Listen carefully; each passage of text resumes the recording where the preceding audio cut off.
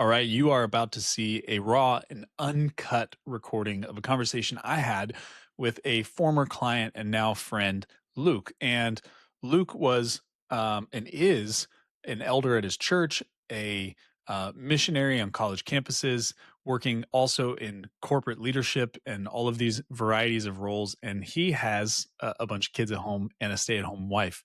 And so he described coming to the point of near collapse, it seems like, in terms of his physical health and being able to have the capacity to show up well and everything looking pretty good on the outside, but having these things that he really knew that, okay, the time is now. I got to deal with these. I've got to get healthy. I've got to change the way that I lead. And so this started out as a journey to get healthy physically. And he describes his experience there and how it was almost catastrophic. And then what happened as a result, not just in his health, but in his family, his leadership, his spiritual walk, and everything in between. So I hope that you enjoy this, find it encouraging. And if you want to join one of our cohorts, our mentorship program takes 4 guys per month. We have a new one starting at the beginning of this next month. And so you can find more details about that in the show notes below. But even if that's not something that you're interested in, I pray and hope that this is an encouragement and a challenge to you. So without further ado, let's jump into my conversation with my friend Luke. Everything been going well since cohort wrapped up? Yeah, it's been great. Um, That's great, man. did I a love it. training yesterday with the youngest. I can like whistle really loud, and whenever I do, it means like, "Hey, kids, come back to me." And so Yeah, our youngest, he has no clue. So we took a family walk yesterday, and we had a training session. come on. I just let him That's run great. out, and then I'd whistle. It turned into like he started trying to whistle and just screaming the whole time, but they all Dang. loved it. That's a good one. It's an important one. Yeah. For me, it was a vivid, like, I cannot keep living like this. Something has to change. And I was at a conference and I was helping, like I help a church planting network. Yeah. So we were at a conference and we had a booth and we were leading a workshop, and my physical body could not keep up. Like the travel, and I was getting sick and I kept coughing, my voice, and so I was just alternating between medications like every 4 hours just to function. And I'm like, God has called me to more, and I am not being able to deliver. And one of the keynote speakers, he's like, don't get to heaven and it, like this would never happen, but like don't get to heaven, God like is surprised. Like, why are you here? Like I had 10 more years for you. Like I had 20 Mm. more years, but because you neglected your health, like now you're already in heaven. Like what are you doing? And so then I was like, okay, like, and then I saw all your YouTube, yeah, your YouTube videos, like that was like, okay, this guy knows what he's talking about. Like it's actually like it was a trust builder for me. And then all the emails that I got. So then I was like, man, I'm just gonna book I don't even know what time I booked a meeting, that initial discovery call. I think it was like 11 o'clock at night. I was like, let me just book the next one. Like this is it. I'm tired. Something has to change drastically. Mhm. And it had to be, for me, it had to be deeper than just a fitness influencer routine, because Mhm. like those are a waste of time for me. And I was like, if this is not connecting to my purpose or my being or what God has called me to do as a man, as a husband, as a father, I'm like, I know I won't stick with it. Because being a former Division 1 athlete, it's just like, okay, here's a purpose, here's a goal, but my goal is not to run the fastest 40 ever again. And so Yeah. for me, there was always a disconnect between working out, but then through the cohort, like it really helped uncover, okay, like this is, you're meant for more and you need to take care of your temple. So that was really Mhm. big. So Ooh, at the conference, it was like, something's got to change. I can't keep living like this. Yeah. Yeah. And so are you saying that then when the time came to make a decision, there was an aspect of integration between kind of purpose and family and your Mhm. health as one of the components of what we touch on that kind of made that make sense for you? So, because you're talking about the Instagram influencer types, it's like, is it the compartmentalization of what they do where it's like it's fitness at all costs basically, but Yeah. there's no integration of how I lead as a father, what mission I'm on, those kinds of things that like kind of Yeah. play into the equation. Yeah, like, you'll watch these videos, and they'll give out information, and then you realize, "Oh, wait, you don't have any kids." Yeah. Like, and so, I don't know what my brain does, but as soon as I figure that out, or you're not even married, like, there's such a big gap Yeah. between, okay, you can go to the gym for 3 hours a day, and it's like, this is your only job. But how to, like you said, integrate that into business, into family, into Yeah. spiritualness, like, I was like, "There has to be a better way to do this, and I just don't know it." Yeah. And so the initial draw for you was like there was elements in our coaching that address fitness. And I vividly remember that conversation when we first talked, but what were, you know, what were you surprised by that you weren't looking for that you realized you needed as a result Mm. of the coaching experience? Yeah. You know, The, I guess another put it another way, what are you thankful for that was a part of the journey that you didn't know you it was needed a until you gravy. got it? Yeah. Yeah, for me, I think it was a lot because, like, honestly, the only thing I thought I needed was fitness. So, there was a lot of, like, extras or bonus or gravy. Um, so one of them, definitely the trainings, I think, with our kids. I think because my wife is the homeschool teacher, I just sort of encapsulate everything under that as, like, Yeah. she is the teacher. But to have the father step in and like, okay, we're gonna learn how to put our clothes away because this is gonna honor mom. I think that was just like that's been revolutionary for our family. And then it does like getting out of the car and stuff like that, or if you hear dad's whistle, you come back to it's just random Yeah. stuff that we've come up with. And then also the prayer time.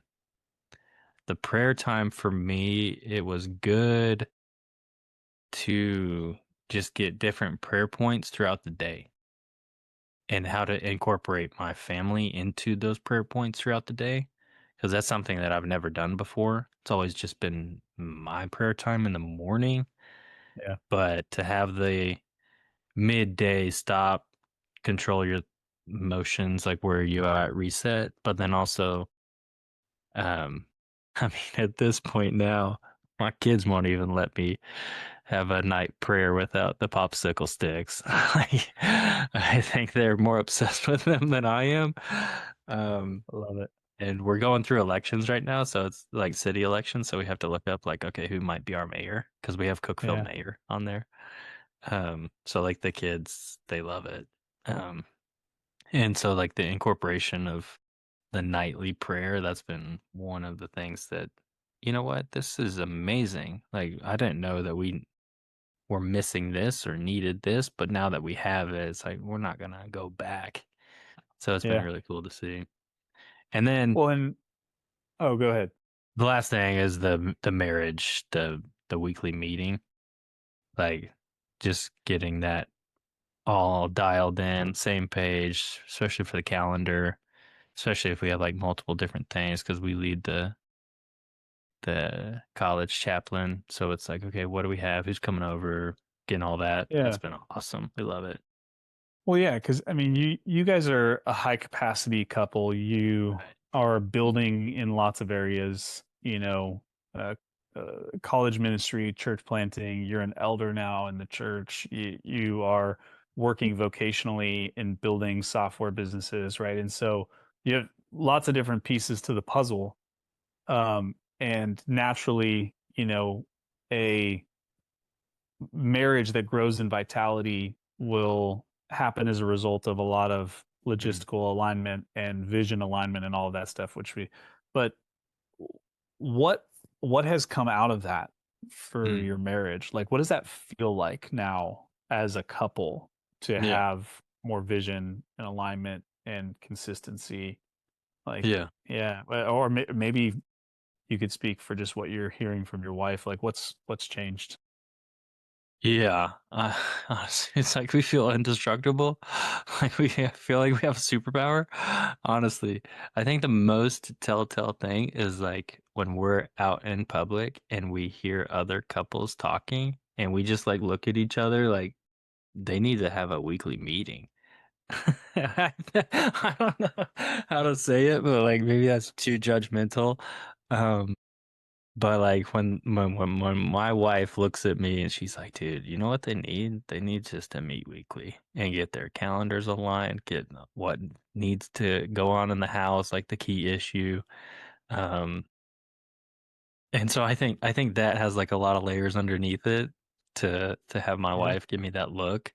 But I think from her perspective, it makes her feel known. It makes her feel heard because a lot of things like being a stay-at-home mom, the homeschool teacher, cleaning up the house, it's like those don't get your name in the Slack channel anywhere. Yeah. And so as the husband, it's like, well, we can get stuck in this lane of like, well, I just go and bring the money home and I don't have to do anything or notice or appreciate. And so to have that every single week of like, okay, how can I serve you? How can I help? And for her to feel that and see that from me, I think that's what she would say. She loves it. Has that done anything romantically for you guys? Like, change the I'm sure you guys had a great relationship before, but is it just anything with bonds or Mhm. anything like that that you feel like has changed, or maybe Yeah. you're picturing something in the future too? I don't know if that. Yeah. I think it solidified everything. At the start of this year, we did a 21-day fast from intimacy. Whoa. Okay. Yeah. I know. I had this like conversation where I was like, man, I love it so much. And like, I was like, maybe this is an idol. And one of the people in my small group, he's actually a physical therapist or a mental health counselor, mental health therapist. And he's like, in my line of work, we don't call them idols, we call them addictions. And I was like, whoa, whoa, whoa. I'm not addicted. Chill out. That's a strong word. But we did it. And that really brought us very close together, surprisingly. And so then we were like talking about it all the time, and we came up with the every other day. So I thought it was like revolutionary. And then the first time that we had this conversation, you were like, "Yep, we do the every other day," and I was like, "No way." So then I immediately told my wife, and it was like confirmation. And then during the weekly meeting, it's like we know, okay, this is our rhythm. This is every other day, and so it's just been like a strengthening unit towards that intimacy, and that it's been really good. Really has. Do you feel like anything has changed in terms of whatever you'd be willing to share, her attitude towards you as you've taken more ownership over Mm, leading? Because I remember a conversation we had yeah.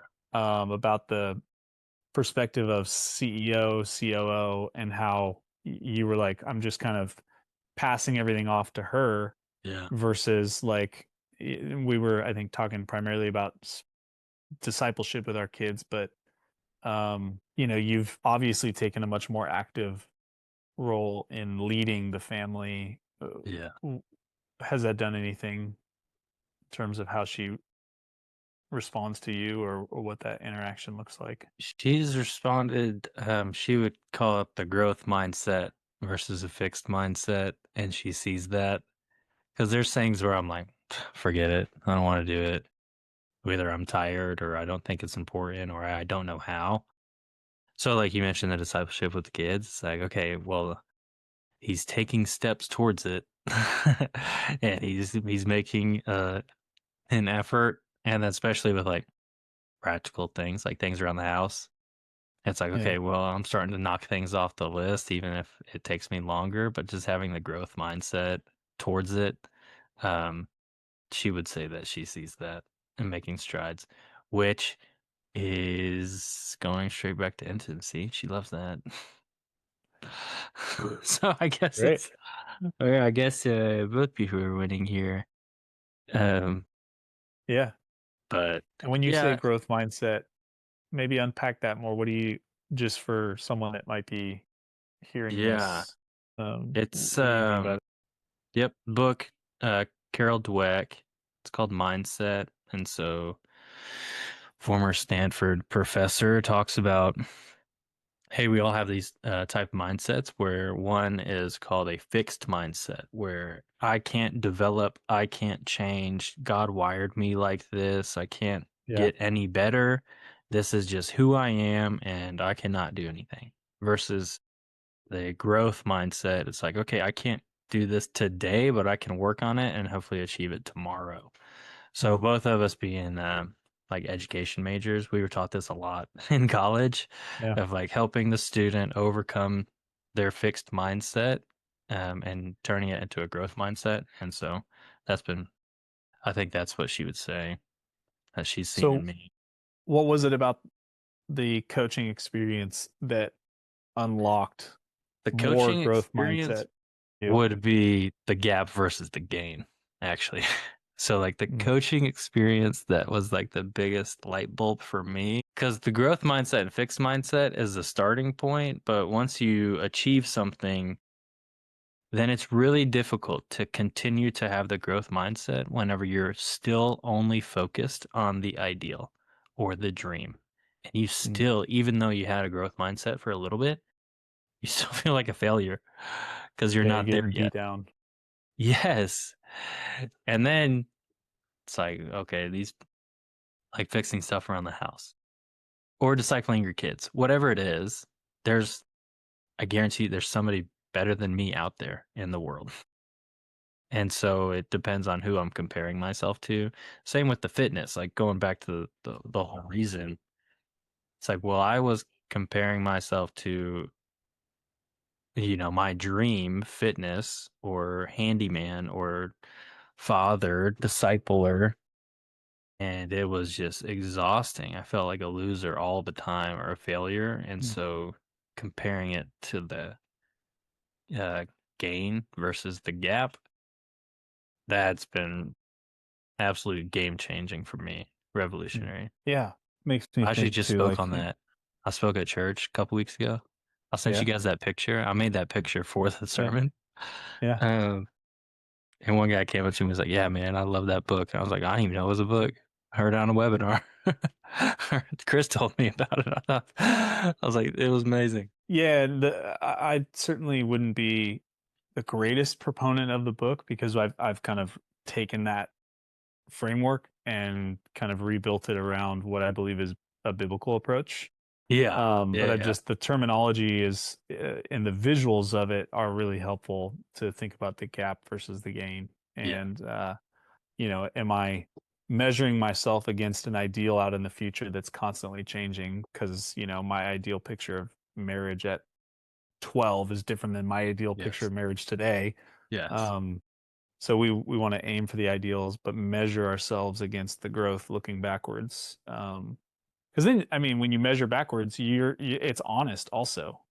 Because it's like, okay, if I am sucking, then Yeah. it's I'm gonna know because I'm worse today than I was a year ago. Yeah. Versus, Fact. okay, I'm actually moving forward. The Lord is doing something in me. He's growing me. Lessons learned Hmm. stuff. So, um, Yeah.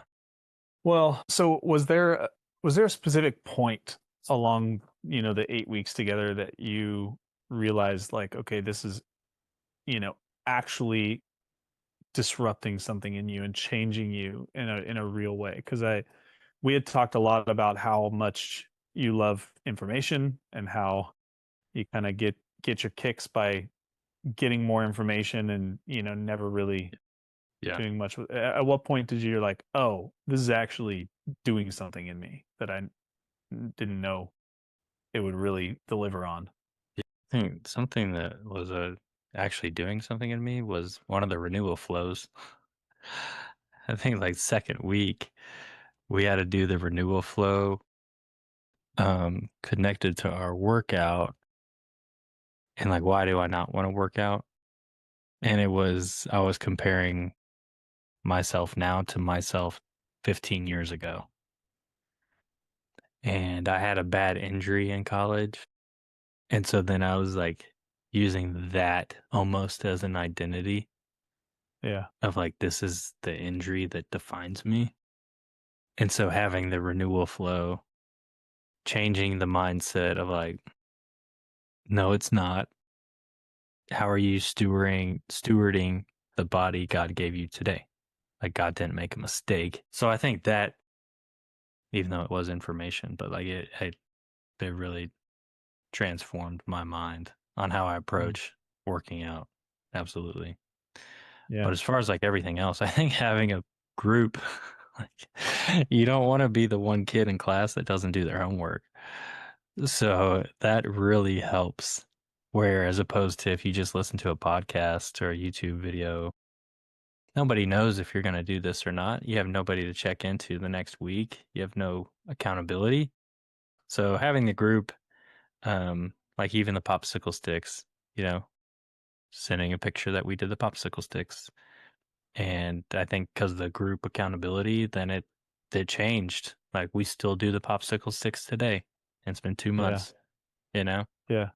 So Love it. that's always really helpful as well. Cool.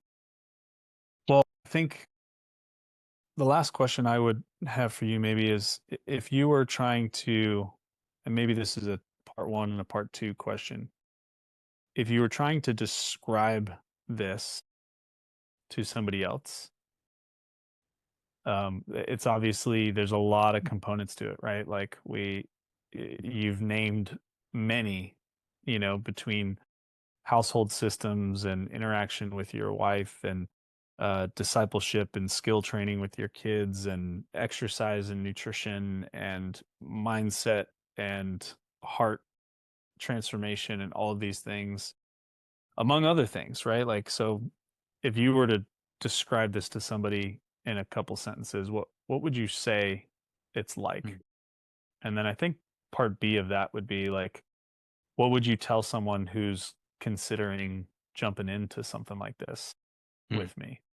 Yeah. What it's like. Yeah. Yeah, it's like it's almost like like my mind goes to like football camp. Like there's like 4 weeks before the season starts, college's fall camp. And it's like that's where they do the two a days. It's where nobody's back at practice or at school yet, and it's just the football team. And it's like, okay, we're gonna build the foundation to become the best football player that we can be. And a lot of like just talking about me, like as a dad, as a Christian, as a father, you as a husband, you don't have that time period where people it's like, okay, we're gonna go back to camp or we're gonna go back to boot camp or fall, building that foundation.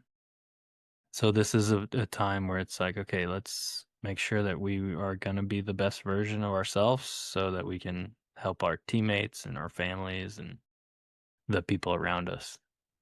Hmm. So I think it's an intensive 8 weeks and it's going to set you up for success. So that's what it Yeah. reminded me of.